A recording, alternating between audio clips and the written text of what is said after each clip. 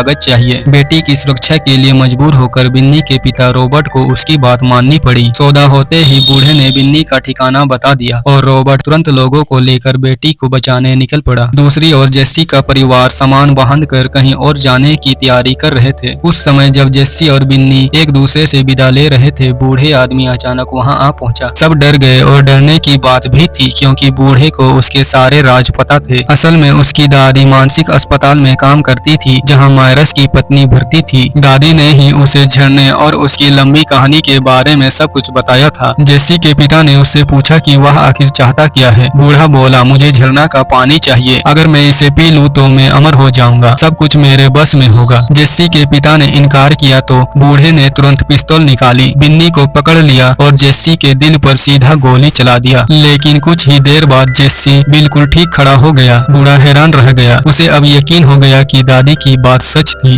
लालच में वह आगे बढ़ा ही था कि जेसी की मां एक बड़ी सी लकड़ी से उसके सिर पर वार कर देती है, जिससे वह बूढ़ा मर जाता है।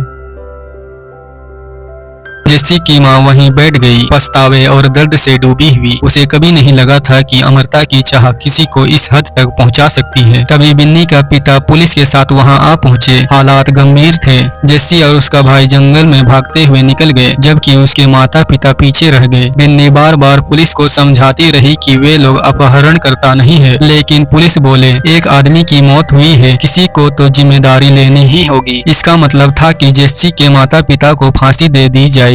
यह सुनकर बिन्नी का दिल टूट गया। शाम होने लगी, बिजली आसमान में चांदी की सांप जैसा चमक रहा था। रात गहरी हो